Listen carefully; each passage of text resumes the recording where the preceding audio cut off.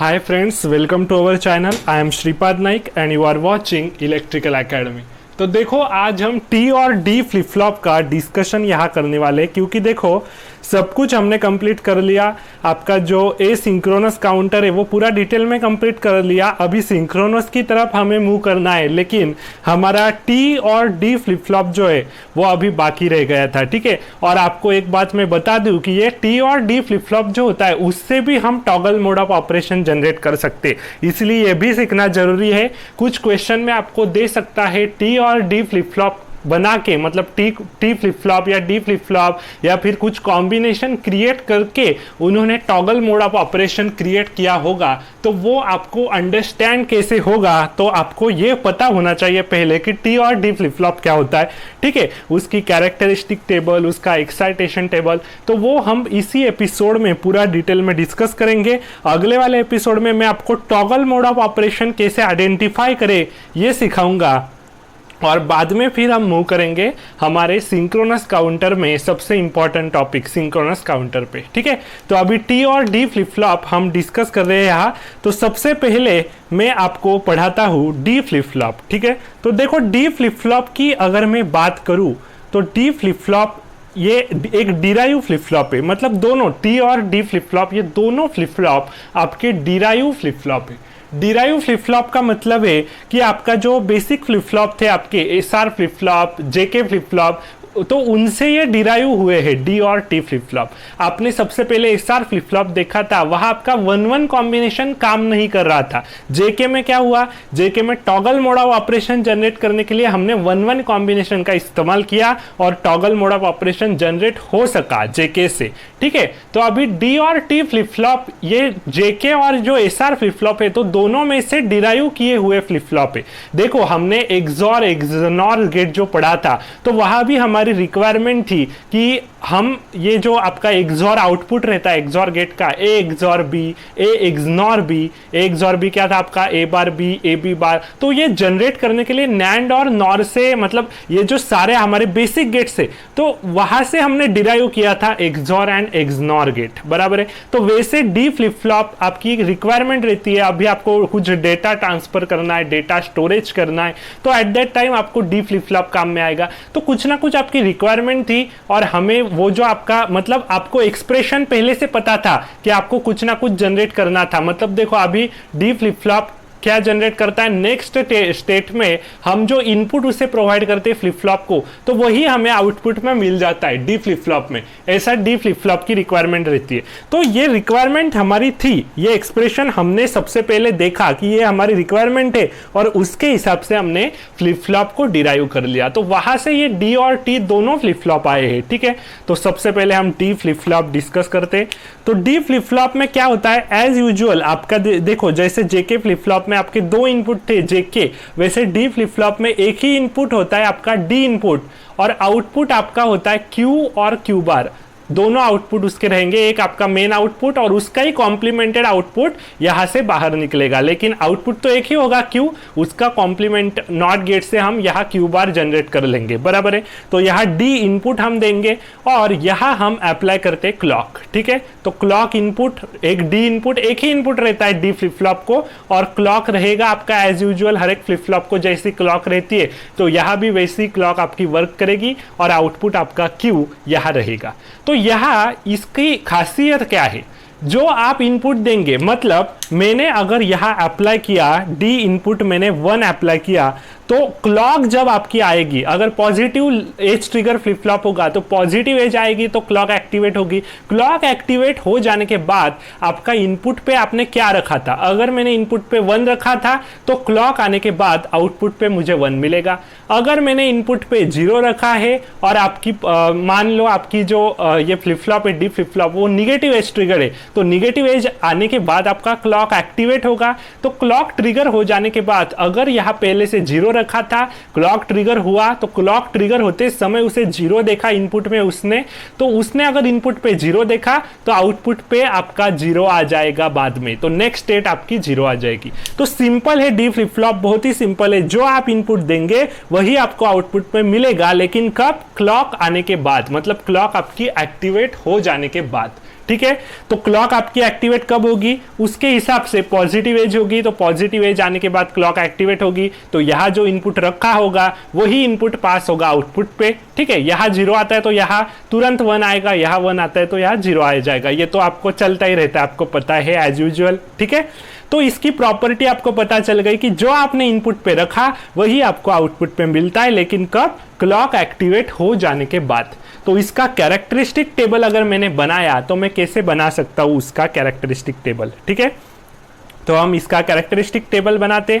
तो characteristic table क्या होता है, आपने बनाया था एसआर और जेके फ्लिप फ्लॉप में, तो वैसे ही यहाँ बनाएंगे। कैरेक्टरिस्टिक टेबल में होता क्या है कि आपका जो इनपुट रहता है, तो इनपुट प्लस आपका जो प्रेजेंट आउटपुट, आपको पता है क्यू ऑफ एन, आपका पहले कुछ आउटपुट यहाँ प्रेजेंट है पहले से, मतलब क्लॉक आई नहीं है, पहले कुछ आउटपुट यहाँ प्रेजेंट है, यहाँ आपने कुछ इनपुट रखा है, तो दोनों का कॉम्बिनेशन बाद में आपका क्या आउटपुट आएगा, q of n plus 1, next state आपकी क्या आएगी, तो ये आपको ये दोनों बताएंगे। मतलब आपने प्रेजेंटली अभी यहाँ कोई अप्लाई करके रखा होगा, लेकिन क्लॉक अभी आई नहीं होगी, तो क्लॉक आई नहीं होगी और क्लॉक आई नहीं है तो ये पास नहीं होगा यहाँ आउटपुट। तो क्लॉक आई नहीं है तो यहाँ कुछ होगा लेकिन वो पास नहीं होगा आउटपुट पे, लेकिन आउटपुट पे पहले से कुछ ना कुछ आउटपुट पे रहेगा, क्यू पे पहले से जो होगा, मतलब प्रेजेंट आउटपुट हम उसे कहेंगे, और बाद में जो आएगा उसे हम नेक्स्ट आउटपुट कहेंगे। तो बाद में जो आउटपुट आएगा वो तो क्लॉक आ जाने के बाद आपका आएगा, लेकिन क्लॉक अभी तक आई नहीं है, यहाँ आपने कुछ ना कुछ इनपुट रखा है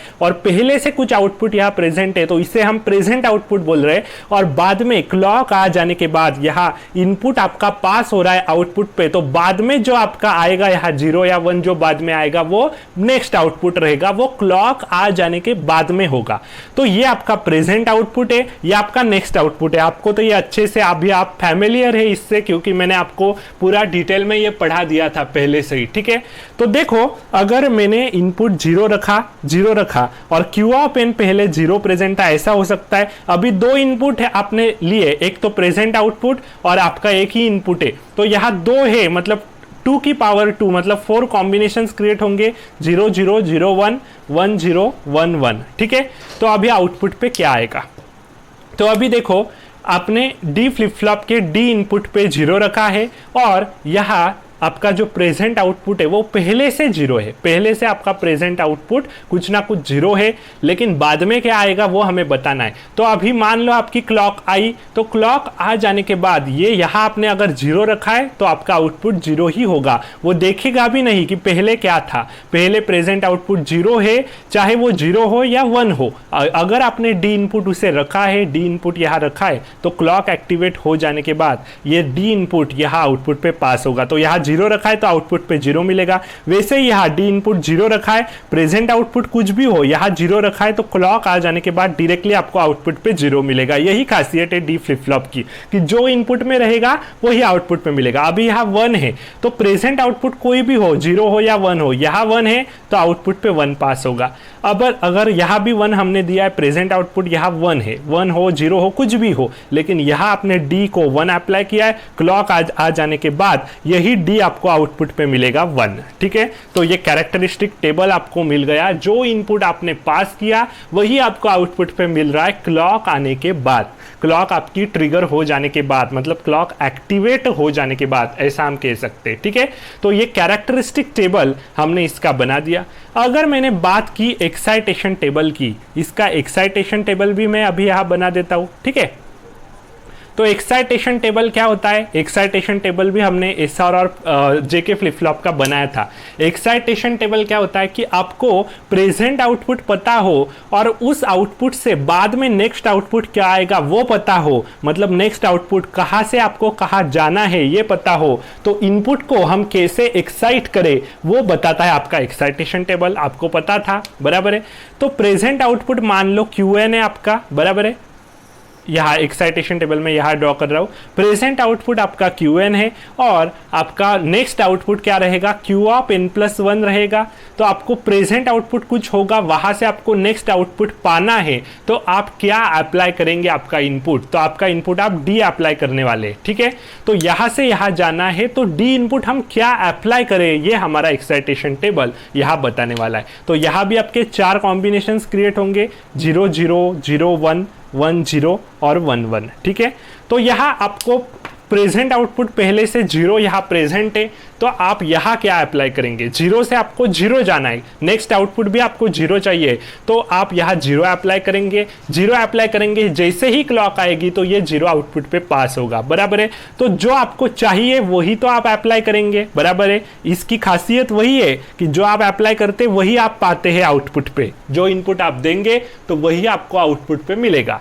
तो यहाँ 0 से 0 जाना है तो आपको 0 अप्लाई करना पड़ेगा डी इनपुट को। यहाँ 0 से 1 जाना है, लेकिन जाना कहां पर है, 1 पर जाना है हमें, ठीक है। काउंटर में यही तो होता है कि आपको स्टेट, कौन सी स्टेट से कौन से स्टेट पे जाना है, तो उसके हिसाब से हम इनपुट डिजाइन करेंगे। तो अभी 0 से हमें 1 जाना है, पहले 0 यहाँ आउटपुट था और बाद में जो मिलने वाला है वो 1 है, लेकिन बाद में 1 मिलने वाला है, तो वो कैसे मिलेगा, यहाँ 1 अप्लाई करेंगे तो भी तो यहाँ 1 आएगा क्लॉक आ जाने के बाद। तो यहाँ आपको 1 चाहिए तो अप्लाई भी 1 करना पड़ेगा। अभी देखो यहाँ 1 0 कॉम्बिनेशन है, पहले 1 था और बाद में आपको 0 चाहिए, मतलब नेक्स्ट आउटपुट आपको 0 चाहिए, तो क्लॉक आने से पहले आपको ये इनपुट 0 अप्लाई करके रखना पड़ेगा। जैसे ही क्लॉक आएगी तो ये 0 आपका यहाँ आउटपुट पे चला जाएगा, बराबर है। अभी 1 से 1 जाना है, मतलब आपको जाना कहाँ है, 1 पर, ठीक है। पहले भी 1 प्रेजेंट है, लेकिन आपको इनपुट 1 अप्लाई करना पड़ेगा, क्लॉक आएगी तो 1 से हम 1 पर जा सकते हैं, ठीक है। तो ये एक्साइटेशन टेबल हमने यहाँ देख लिया। तो ये डी फ्लिप फ्लॉप की खासियत आपको अच्छे से पता चल गई होगी कि जो आप इनपुट अप्लाई करते वही आप आउटपुट पे पाते। तो इसके कैरेक्टरिस्टिक टेबल से हम कैरेक्टरिस्टिक इक्वेशन भी जनरेट कर लेते हैं, बराबर है। कैरेक्टरिस्टिक इक्वेशन हम के मैप से जनरेट करते हैं, आपको पता होगा, बराबर है। के मैप मैंने आपको अच्छे से डिटेल में पढ़ाया है। तो यहाँ इनपुट आपका जो ये 2 ले रहा हूं मैं, ठीक है। तो इसके हिसाब से मतलब डी और क्यू ऑफ एन, तो d bar d q bar n q of n, ठीक है। तो ये रहेगा 0 1 2 3, ठीक है। तो आपको आउटपुट 1 कहाँ पे मिल रहा है, एसओपी के हिसाब से मैं के मैप यहाँ ड्रॉ कर रहा हूँ, आप ये इससे भी फैमिलियर है, ठीक है।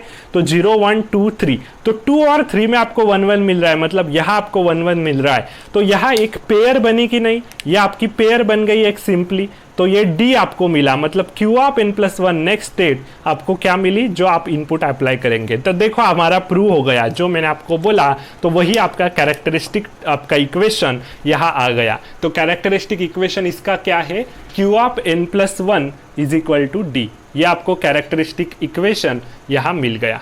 अभी हम आगे मूव करते हैं। अभी देखो ये d flip flop as a data transfer, मतलब डेटा ट्रांसफर या डेटा स्टोरेज हम इसे बोलते हैं डी फ्लिप फ्लॉप को। ऐसा हम इसे क्यों बोलते, क्योंकि देखो आपने कुछ ना कुछ यहाँ डेटा अप्लाई करके रखा होगा, 0 या 1 कुछ भी अप्लाई करके रखा होगा। जब आपकी क्लॉक आएगी, कुछ ना कुछ एज आने के बाद पॉजिटिव एज ट्रिगर होगा, तो पॉजिटिव एज आने के बाद ये क्लॉक आएगी।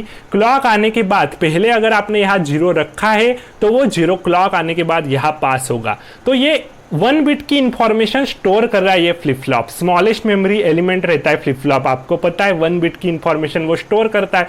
तो यहाँ आपने 0 रखा है, क्लॉक आ जाने के बाद 0 यहाँ आएगा। अगर आपने यहाँ 1 रखा तो क्लॉक आ जाने के बाद आपको आउटपुट पे 1 मिलेगा। मतलब ये एक तरह से ये सिंगल बिट का डेटा स्टोर कर रहा है, बराबर है। तो it is use for data storage और डेटा ट्रांसफर। ऐसा आप लिख लो एक नोट कि ये डेटा स्टोरेज डेटा ट्रांसफर के लिए डी फ्लिप फ्लॉप का यूज होता है। अभी आपने यहां 1 रखा है और क्लॉक आई नहीं है, क्लॉक आएगी तो बाद में ये 1 आपका पास होगा आउटपुट पे, और बाद में आपने अगर क्लॉक हटा दिया तो ये आउटपुट होल्ड करेगा, जो है वो क्लॉक आपने हटा दी बाद में, तो यहाँ 1 तो आ गया। तो ये 1 जब तक आपकी क्लॉक आएगी नहीं बाद में, तो तब तक आपका यहाँ जो इनपुट आप अप्लाई करेंगे तो वो आउटपुट पे रिफ्लेक्ट नहीं होगा। तो 1 आपने स्टोर करके रखा है तो यहाँ स्टोर रहेगा आपका 1, अगर आपने क्लॉक बाद में अप्लाई नहीं की तो, बराबर है। तो एक प्रकार का ये डेटा स्टोरेज आपका यहाँ हो गया, ठीक है। तो डेटा स्टोरेज या डेटा ट्रांसफर के लिए आपका डी फ्लिप फ्लॉप यूज होता है, ठीक है। तो अभी हम डिस्कस करते हैं टी फ्लिप फ्लॉप, ठीक है। तो टी फ्लिप फ्लॉप में अभी ले रहा हूं। टी फ्लिप फ्लॉप जनरली हम टॉगल मोड ऑफ ऑपरेशन अगर हमें क्रिएट करना है तो हम टी फ्लिप फ्लॉप का इस्तेमाल करते। तो टी फ्लिप फ्लॉप में क्या होता है, टी फ्लिप फ्लॉप में एक ही इनपुट रहता है टी, जैसा डी इनपुट था वैसे टी इनपुट है।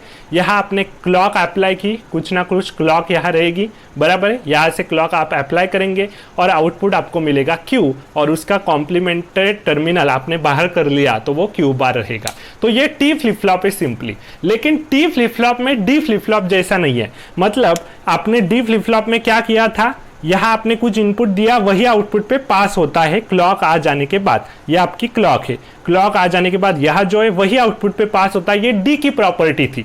लेकिन टी फ्लिप फ्लॉप में वैसा नहीं है। टी फ्लिप फ्लॉप क्या करता है, ये इनपुट आपने इनपुट पे कुछ ना कुछ रखा है तो वो भी वो देखता है, और पहले उस पे आउटपुट क्या प्रेजेंट था इससे पहले, तो वो आउटपुट और आपने अभी जो इनपुट लगाया वो दोनों का एग्जॉर करके बाद में नेक्स्ट आउटपुट वो जनरेट करता है। ये इसकी प्रॉपर्टी है।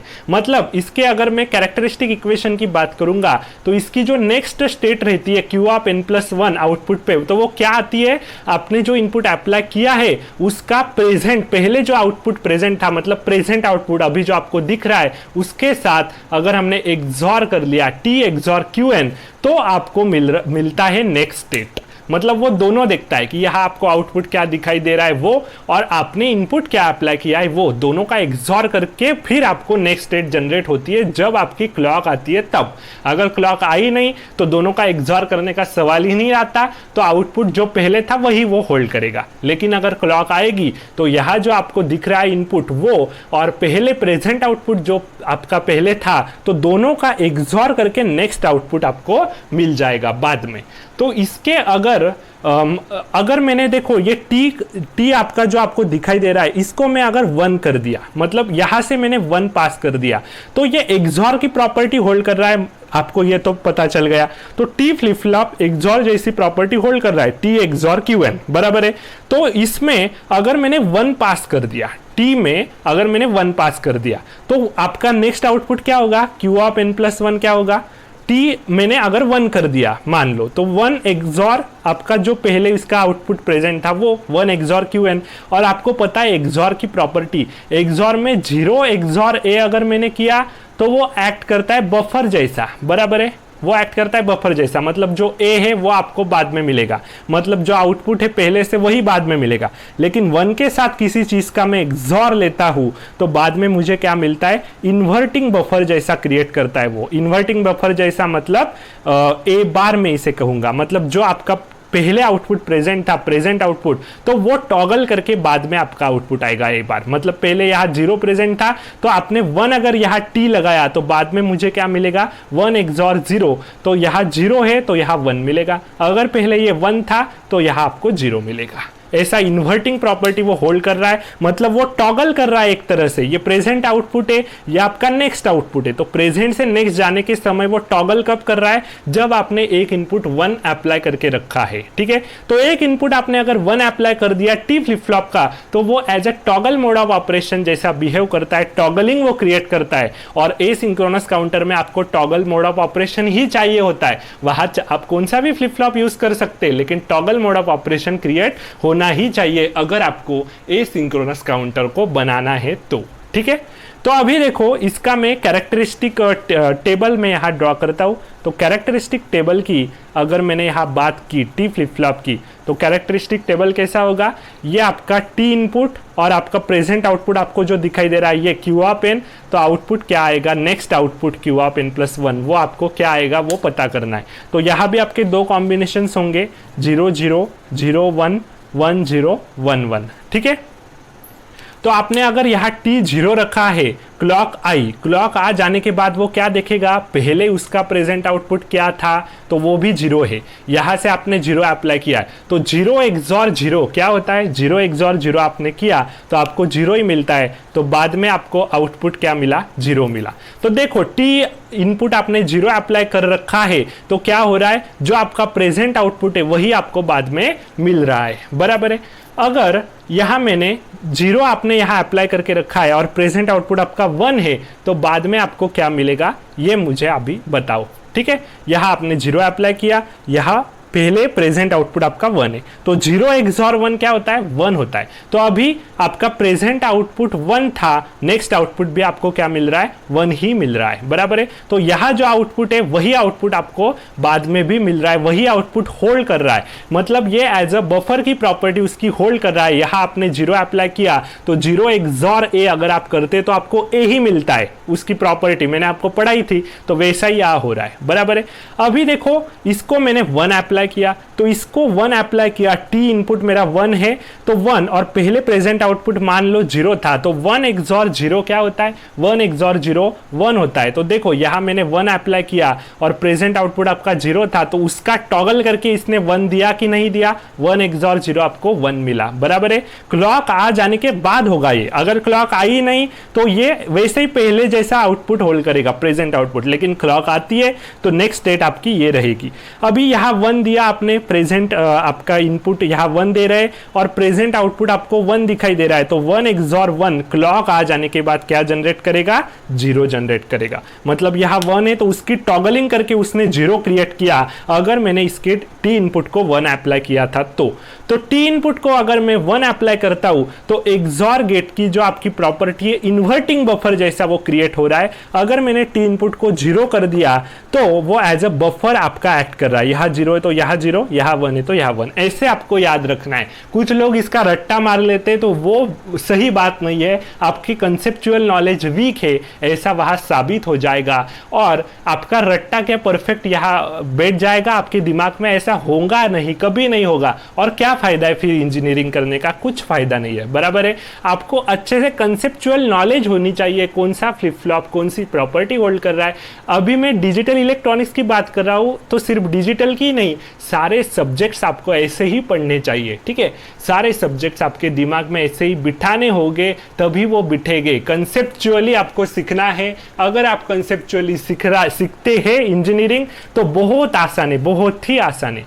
लेकिन अगर आप कंसेप्चुअली कुछ सीखना नहीं चाहते तो फिर इंजीनियरिंग करने का कोई फायदा नहीं है, कोई फायदा नहीं, ठीक है। तो फिर आपको इंजीनियरिंग फील्ड छोड़ ही देनी चाहिए, आपको कहीं और चले जाना चाहिए, ठीक है। तो कैरेक्टरिस्टिक टेबल की तो मैंने बात कर ली। अभी देखो एक्साइटेशन टेबल की हम बात करते हैं। एक्साइटेशन टेबल इसका क्या होगा वो एक बार हम देख लेते और फिर इस एपिसोड को एंड करते, ठीक है। तो एक्साइटेशन टेबल क्या होगा, एक्साइटेशन टेबल में जो आपका आउटपुट रहता है Q ऑफ n और बाद में नेक्स्ट आउटपुट आपका क्या चाहिए, आपको Q ऑफ n+1। तो प्रेजेंट आउटपुट से नेक्स्ट आउटपुट आपको कहीं कहाँ से कहाँ पर जाना है तो हम अप्लाई क्या करेंगे, T इनपुट हम क्या अप्लाई करेंगे तो वो हमें बताता है एक्साइटेशन टेबल। तो यहाँ भी 2 कॉम्बिनेशंस क्रिएट होंगे, 0 0 0 1 1 0 1 1, ऐसे आपके 4 कॉम्बिनेशन यहाँ क्रिएट हुए। तो अभी देखो मुझे 0 से 0 जाना है, मतलब प्रेजेंट आउटपुट मेरा 0 है, नेक्स्ट आउटपुट भी मुझे 0 ही चाहिए, 0 से मुझे 0 जाना है तो मैं क्या अप्लाई करूंगा, इस T को मुझे T XOR Qn ये मिलता है, तो 0 XOR 0 अगर मैंने किया तो ही मुझे ये 0 मिलेगा, तो T को मुझे 0 ही अप्लाई करना पड़ेगा। अभी मुझे 0 से 1 जाना है, यहाँ 0 था और बाद में नेक्स्ट आउटपुट मुझे 1 चाहिए, मतलब मैं टॉगलिंग कर रहा हूँ, तो टॉगलिंग करते समय आपको T इनपुट कैसे रखना है, 1 रखना है। अभी यहाँ प्रेजेंट आउटपुट आपका 1 है और नेक्स्ट आउटपुट आपको 0 चाहिए, तो 1 से 0 जाना है, मतलब आपको टॉगलिंग करनी है, तो इस इनपुट को T इनपुट को आपको 1 रखना पड़ेगा, ये इसका लॉजिक है। अभी यहाँ प्रेजेंट आउटपुट 1 है, नेक्स्ट आउटपुट आपको 1 ही चाहिए, वो 1 से 1 ही जाना है, मतलब आपको जो स्टेट है वही होल्ड करनी है, तो यहाँ आपको 0 अप्लाई करना पड़ेगा, 0 XOR 1 1 मिल जाएगा, बराबर है। तो ऐसे T XOR Qn आपकी नेक्स्ट स्टेट आपको मिलती है। तो ये पूरा हमने D फ्लिप फ्लॉप और T फ्लिप फ्लॉप पूरा डिटेल में यहाँ डिस्कस कर लिया है। तो उम्मीद करता हूँ आपको अच्छे से ये समझ में आ जाएगा। कंसेप्चुअली आपको ये पूरा सीखना है, कंसेप्चुअली आपके दिमाग में अच्छे से ये छप जाएगा। लेकिन अगर आप कंसेप्ट्स कोई मिस कर जाते तो फिर चांसेस नहीं है आपके कि आपको कोई दिमाग में बैठ जाएगा, ठीक है। तो अभी टॉगल मोड ऑफ ऑपरेशन हम अगले वाले एपिसोड में डिस्कस करेंगे। वहाँ मैं आपको बताऊंगा कि टॉगल मोड ऑफ ऑपरेशन आप कैसे आइडेंटिफाई करेंगे, क्योंकि कोई भी प्रॉब्लम्स अगर आते हैं गेट के, उसमें आपको कोई फ्रेम किया होगा कुछ सर्किट फ्लिप फ्लॉप का बना के, तो आपको आइडेंटिफाई करते आना चाहिए कि टॉगल मोड ये यहाँ कैसे क्रिएट हो रहा है। तो वो हम अगले वाले एपिसोड में पूरा डिटेल में उसकी जानकारी लेंगे। ठीक है। तो ये सारा जो डिजिटल इलेक्ट्रॉनिक्स का पूरा डिटेल में आपको गेट के अकॉर्डिंग यहाँ प्रोवाइड कर रहा हूँ, पूरा डिटेल में दे रहा हूँ, जो भी दे रहा हूँ, तो वो आप आपके दोस्तों के साथ भी शेयर करो, ठीक है। क्योंकि देखो जिनको इसकी ज़रूरत है, ये फ्री नॉलेज मैं आपको दे रहा हूँ, कोई कोर्स में यहाँ डिज़ाइन नहीं करूँगा, कोई कोर्स डिज़ाइन करने का मेरा इरादा नहीं है। जो भी मैं पढ़ाता हूँ वो यूट्यूब पे ही पढ़ाता हूँ, आपको मैंने हर बार ये बोला है, ठीक है। ऐसे गेट के कोर्सेज बिर्सेस में कुछ लॉन्च करने वाला नहीं हूँ। जो भी पढ़ाऊँगा मेरे को जैसा समय मिलता है उसके अकॉर्डिंग मैं यूट्यूब पे डाल दूंगा, ठीक है। तो जैसे जैसे मुझे समय मिल रहा है वैसे वैसे मैं एक एक आपके वीडियो यहाँ अपलोड कर रहा हूँ। डिजिटल का पूरा कोर्स हमें कंप्लीट करना है और बाद में इलेक्ट्रिकल मशीन्स पर मुझे ज़्यादा वोट चाहिए। मैंने देखा था वोटिंग आपको करने के लिए मैंने बोला था, तो इलेक्ट्रिकल मशीन और पावर सिस्टम में वोटिंग करने के लिए मैंने आपको बोला था। तो इलेक्ट्रिकल मशीन्स पे ज़्यादा वोटिंग आई है, तो पूरा डिटेल गेट के अकॉर्डिंग इलेक्ट्रिकल मशीन्स हम जल्द ही आपका प्रोवाइड करेंगे। आपको यूट्यूब पे जितना हो सके उतना प्रोवाइड करेंगे। पूरा प्रोवाइड करने का मेरा यहाँ इरादा तो है, मतलब मशीन्स तो बहुत ही बिग है, मतलब अप्रोक्सीमेटली आपको 100 to 120 आवर्स लगेंगे मशीन्स को कंप्लीट करने के लिए। इलेक्ट्रिकल मशीन पूरा डिटेल कंसेप्चुअली हमें पढ़ना पड़ेगा, क्योंकि हम इलेक्ट्रिकल इंजीनियर्स है, तो वो ज़रूरत है आपकी। इलेक्ट्रिकल मशीन हो चाहे पावर सिस्टम हो, पूरा डिटेल में आपको पढ़ना ही पड़ेगा, नहीं तो आप इलेक्ट्रिकल इंजीनियरिंग नहीं कहलाओगे। इलेक्ट्रिकल इंजीनियर आप कब कहलाएंगे? Electrical machines, power system, power electronics अच्छे से अगर आप पढ़ते हैं तो आप रियल इलेक्ट्रिकल इंजीनियर से, नहीं तो नहीं है, ठीक है। तो इलेक्ट्रिकल मशीन्स तो मुझे भी आपको पढ़ाने में बहुत मज़ा आने वाला है, लेकिन समय मेरा मतलब देखो अभी आपको एक बात अच्छे से क्लियर मैं कर देता हूँ, अभी तो मेरे पास समय है आपको पढ़ाने के लिए, लेकिन बाद में वो रहेगा नहीं रहेगा मुझे पता नहीं, बाद में, ठीक है। तो वहाँ फिर मैं आपको डेली वीडियो दे पाऊँगा कि नहीं ये मुझे पता नहीं है। अभी मैं मेरे गांव पर हूँ, गांव पर मैं ये सारी शूटिंग कर रहा हूँ, लॉकडाउन का समय चल रहा है इसीलिए टाइम मिल रहा है, इसीलिए मैं ये पूरा आपको प्रोवाइड कर दे रहा हूँ। लेकिन बाद में फिर मैं प्रोवाइड कर पाऊँगा पूरा डेली, ये मैं नहीं कह सकता। लेकिन इलेक्ट्रिकल मशीन हम शुरू तो करने वाले हैं डिटेल में। ये खत्म हो जाने के बाद मशीन हम शुरू करेंगे, कब तक चलेगी कितना चलेगा ये मैं नहीं बता सकता। पूरा तो कंप्लीट करूंगा, शुरू करूंगा तो बीच में तो मैं छोड़ नहीं दूंगा। प्लेलिस्ट मेरी इलेक्ट्रिकल मशीन की पूरी गेट के अकॉर्डिंग में दूंगा, लेकिन फिर आपको समय लगेगा, वहाँ पूरा पढ़ाने में समय तो लगेगा, तो बहुत समय भी वहाँ चला जा सकता है, तो आपको वेट भी करना पड़ सकता है, ठीक है। तो मैं ये एक बात आपको क्लियर कर देता हूँ, ठीक है। ये डिजिटल इलेक्ट्रॉनिक्स तो पूरा आपका खत्म हो जाएगा। मशीन्स का हम ट्रांसफॉर्मर, बाद में डीसी मशीन होगा आपका, फिर आपका सिंक्रोनस इंडक्शन मशीन, पूरा हमें डिस्कस करना है, तो समय तो चाहिए, बहुत समय आपको लगेगा। लेकिन मैं पूरा ट्राई करूंगा कि आपको पूरा इलेक्ट्रिकल मशीन्स मैं मेरी तरफ से प्रोवाइड करूं, ठीक है। तो देखेंगे फिर क्या होता है क्या नहीं, ठीक है। अभी फिलहाल के लिए मैं अभी यहाँ रुकता हूँ। अगले वाले एपिसोड में टॉगल मोड ऑफ ऑपरेशन पूरा डिटेल में मैं आपको प्रोवाइड करूँगा। तो ये जो डिजिटल इलेक्ट्रॉनिक्स का सेशन है वो हो सके वहाँ आप शेयर कर दीजिए। ये सारे जो प्लेलिस्ट मेरी लिंक आपको वहाँ मिल जाएगी प्लेलिस्ट पे, तो वो शेयर कर दो आप हर तरफ। जिनको ज़रूरत है डिजिटल इलेक्ट्रॉनिक्स पढ़ना है डिटेल में, तो वो यहाँ आकर फ्री में पढ़ सकते हैं, इसीलिए मैं आपको कह रहा हूँ, ठीक है। तो मिलते हैं अगले वाले एपिसोड में, तब तक के लिए good bye and thank you very much.